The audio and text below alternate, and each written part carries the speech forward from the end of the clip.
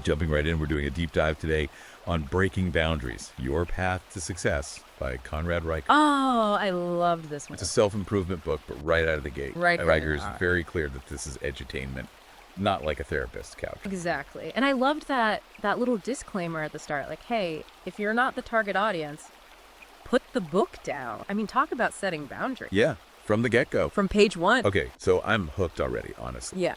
One of the things that really struck me early on was this focus on internal boundaries, not just, boundaries with other people, but like the limits we put on ourselves. Oh, absolutely. It's like sometimes we're our own worst enemies. It's so true. Yeah. It's like that inner critic that can be so loud sometimes, And Riker does a fantastic job of illustrating this with the Steve Jobs story. Getting booted from Apple only to come back and make it the tech giant it is today. Clearly, he was battling some serious internal boundaries to achieve that level of success. It makes you think, how many times have I held myself back? Right. I mean, I know for sure there have been times when I've let self-doubt just creep in and stop me from going after what I really wanted. Yeah, those limiting beliefs. That's where Riker really nails it, I think, when he digs into those. Yes, the sneaky self-limiting beliefs. Oh, they're so sneaky. We all carry them around. We do. And he goes into some of the most common ones, like, I'm not good enough, or I'll never be successful, or I'm just not smart enough, those kinds of things. Yeah. But what I found so interesting is how he ties those beliefs to, the science of neuroplasticity, the brain's ability to actually rewire itself. It's like we're not stuck with these negative thought patterns we've developed, Oh, wow. There's hope. So it's like our brains aren't fixed. Not at all. We can actually change them. We can change them. And Riker's really big on using the placebo effect as proof, right? If a sugar pill can work because someone believes it will, imagine the power we have to change our reality just by shifting our belief. Mind over matter, like they say. Right. And it really makes you stop and think. Yeah. What limiting beliefs am I holding on to? Right now, that could be preventing me from reaching my full potential. Yeah. Big question. Big question. So how do we break free? He doesn't just leave us hanging, does he? Thankfully, no. Okay, good. He provides a whole arsenal of strategies. And one that really stood out to me was consciously replacing negative self-talk with positive affirmation. It's about actively training your mind to focus on what's possible, not what's holding you back. That reminds me, I actually tried that a few years ago. It really... Yeah, and it really did make a difference. It wasn't easy at first, Yeah. to kind of catch yourself Oh, it's hard. when you're in those negative spirals. Yeah. But the more I focused on those positive statements, the more I started to actually believe them. It's true. You fake it till you make it, right? Yeah. And that, I think, ties into another big idea in the book, setting those boundaries for your time and energy. Yes. Because if we're always scattered, overwhelmed, how can we even find that headspace Absolutely. to focus on positive change? Yeah, you're constantly putting out fires, right? You're Yeah. reacting to everyone else's demands, and there's no time or energy left for yourself. I've definitely been there. Guilty as charged. Oh, me too. Yeah. But Riker really drives home the practical benefits of those boundaries, Stronger relationships, increased focus, a boost in productivity. He even quotes Stephen Covey on this. The key is not to prioritize what's on your schedule, but to schedule your priority. Whoa, okay, that one's going to my fridge. Right, game changer. What are your priorities? Are you scheduling time for them? It's so easy to get caught up. Oh, it is. It's so easy to just go with the flow, get swept away in the day-to-day, and then suddenly it's like, wait, where did the time go? Totally. And all those important things are just pushed aside. No, here's where I did a double take. Riker brings up the 7 deadly sins. Oh, yeah. I was like, not what I expected in a self-help book. Right. It's like, where is he going with this? But the more I thought about it, the more it made sense. It does. He's so clever in how he reinterprets these classic sins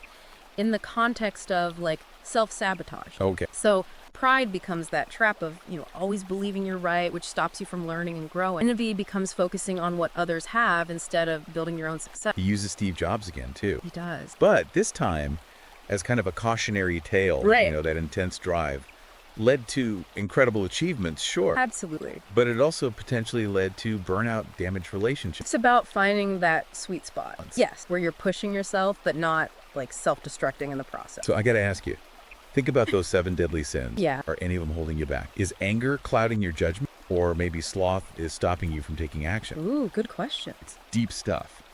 But it makes you really examine those patterns in your life. It really does. It's like holding up a mirror and saying, okay, is this helping me or is this hurting me? Right. Let's move on to something a bit more practical. Yeah.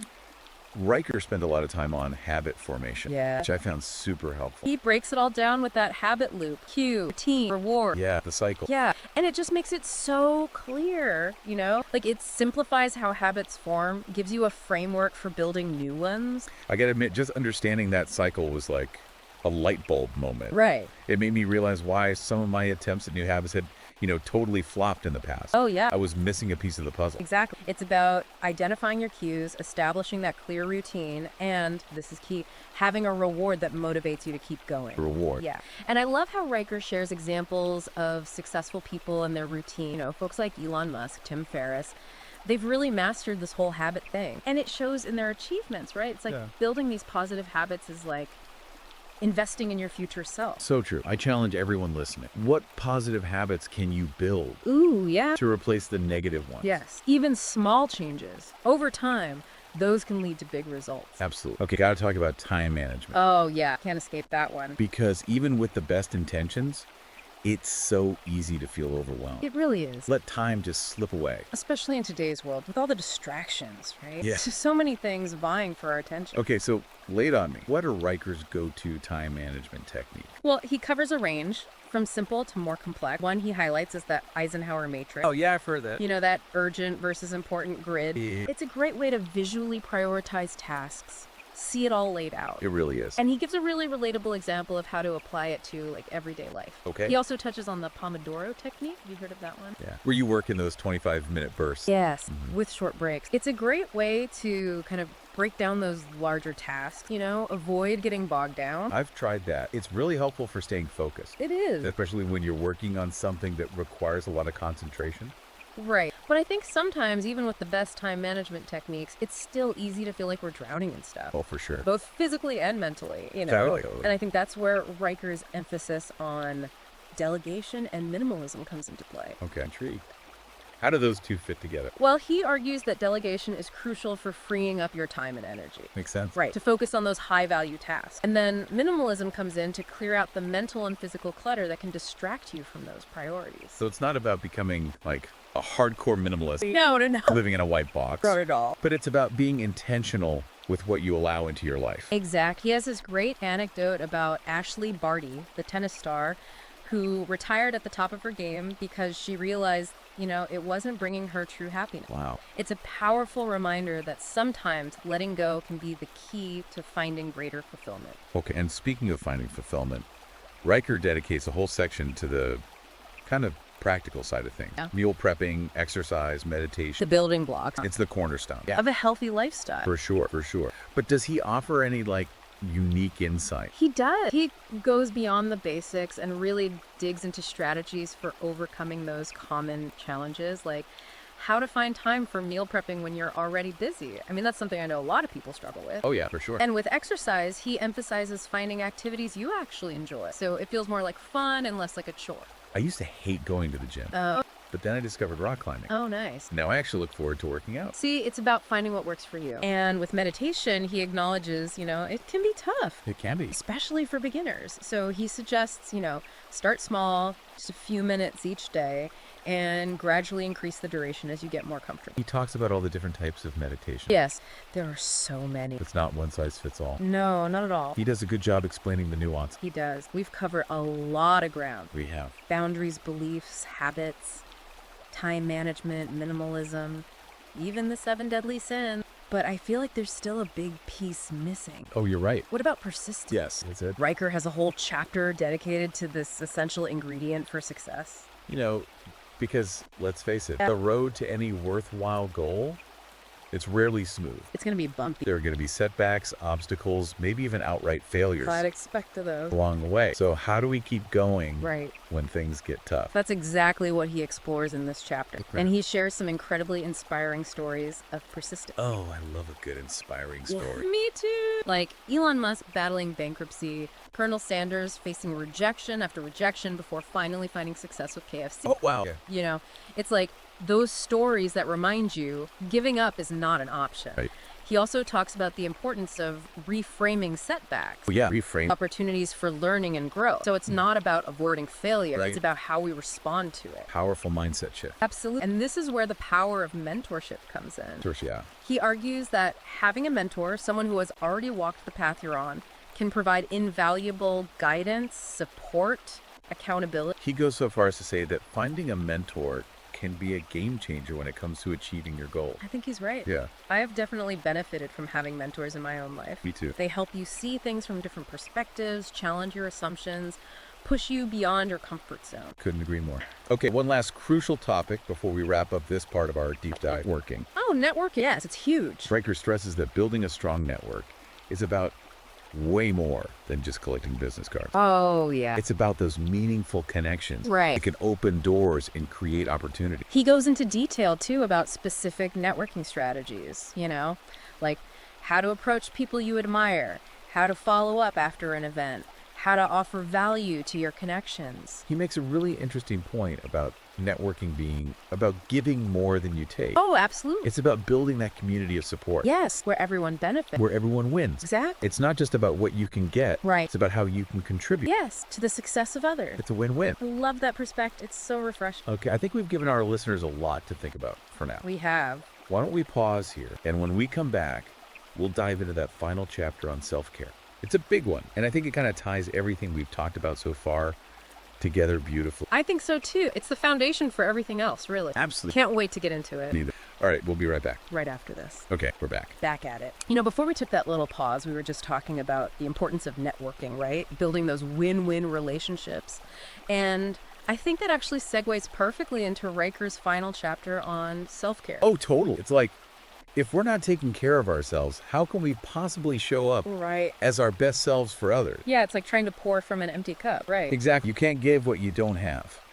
And Riker really emphasizes that point. Self-care isn't a luxury, it's an investment. Oh, I love that. He even compares neglecting self-care to, like, running a car without ever changing the oil. Okay. Eventually, you're going to break down. Okay, that's a scary thought. Don't want to be driving around with sludge in my engine. No, not good. So, what does Riker recommend? What are those key oil changes we need to be making for ourselves? Well, he covers a lot, from the basics, like getting enough sleep, eating a healthy diet, to more, nuanced things like mindfulness, stress management, setting boundaries. He even talks about having fun, Okay. pursuing hobbies. Yes. It's a good reminder that self-care isn't just bubble baths and face masks, right? Right. It's about taking care of your whole being. I'm so glad he included having fun, because sometimes I get so caught up Oh, me too. in the hustle, I forget to make time for things I actually enjoy. Yeah, it's all work and no play. It makes Jack a dull boy. And a burnt-out boy. Exactly. He actually shares a personal anecdote about a time when he was so burned out Oh, no. that he got sick, had to take a forced break from A work. wake-up call. Yeah, like, hello, universe, I'm not listening. Exactly. And it made him realize he needed to prioritize self-care, like, before she reached a breaking point. That really resonates with me. I had a similar experience a few years ago where I was just pushing myself so hard. Yeah. And I completely crashed and burned. It happened. It took months to recover. Oh, wow. Yeah, it was not pretty. So, what are some of the self-care practices that you find most effective in your own life? For me, it's all about finding that balance Balance, yeah. between pushing myself to achieve my goals, Right. but also knowing when to step back and recharge and make sure to schedule like regular downtime into my week. Oh, okay. Whether it's going for a hike in nature, reading a good book, or just spending quality time with loved ones. Oh, I love those. Those are great ways to de-stress and reconnect with what matters. Absolutely. I find that even taking a few minutes each day to meditate Oh, yeah. or practice gratitude can make a huge difference. It really can. Even those little things can have a ripple effect. For sure, for sure. And, one thing that Riker really drives home is this point that self-care isn't selfish. No, not at all. It's essential for showing up as our best selves, like we were saying. In all areas of life. Exactly. He wraps up the book with this really powerful message about embracing the journey. Oh, I love that part. It's not about the destination. Right. It's about the process. And enjoying the process, right? Yes. And it should be enjoyable. It should be. It's easy to get so caught up in the pursuit of the next big thing. It is. Always chasing that next milestone. But he reminds us to savor those small wins. Yes. Find joy in the process of growth It's the little things. and self-discovery. Exact. And he leaves us with one final question to ponder. What act of self-care will you prioritize today? Oh, I love that. It's like a call to action. It is. Reminding us that we have the power to choose how we show up for ourselves each and every day. So powerful. Okay, so to wrap up this part of our deep dive, I have to say, Yeah. this exploration of breaking boundaries has been so insightful It has. and inspiring. Really practical advice. Now, Yes, thought-provoking questions, real-world examples. It's a really valuable resource for anyone on the path to, personal and professional success. I agree. And if you're interested in exploring Riker's ideas further, you can find Breaking Boundaries, Your Path to Success on Amazon Kindle and Google Play Books. Awesome. We'll be back in a moment with our final thoughts. All right, we're back and ready to wrap things up. I'm still thinking about that self-care question. Oh, yeah. What act of self-care are we prioritizing today? It really drives home that this book isn't just about some abstract success out there. It's about living a good life. A fulfilling life, yeah. And I think that brings us to another aspect of success that Riker talks about, financial freedom. Okay. And again, it's not just about raking in tons of money. It's about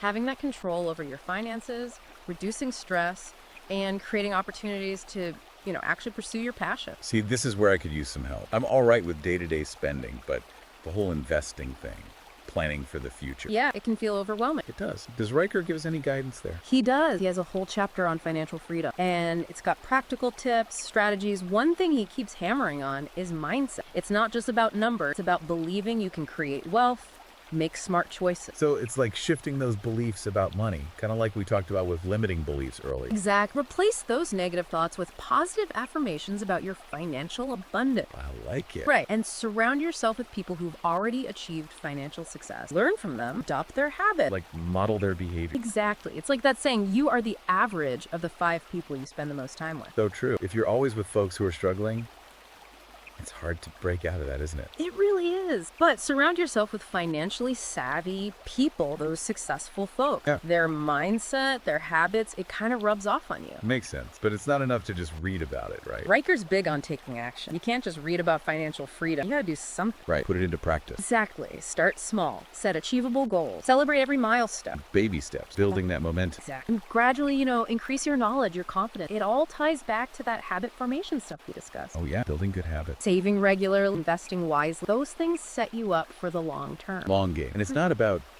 never spending money, right? Living like a monk. No, not at all. Riker emphasizes enjoying the journey, making sure your money goals match your values, your life goals. It's got to be aligned. Right. Balance again. Saving for the future, but enjoying today too. And I think that's a great note to end on. It is. Breaking boundaries isn't just about some external success. It's about the whole picture. Yeah, it's about creating a life that's fulfilling, joyful, abundant. I love that. Well said. Riker's given us the tools, the roadmap, break free from those limitations, build good habits, achieve our goals, but also prioritize well-being, living a life of purpose. Powerful stuff. Really makes you think. So listeners, I highly recommend checking out Breaking Boundaries, Your Path to Success. You can find it on Amazon Kindle and Google Play Books. Start your own journey, break those boundaries and live your best life. Thanks for joining us for this deep dive, and we'll see you next time.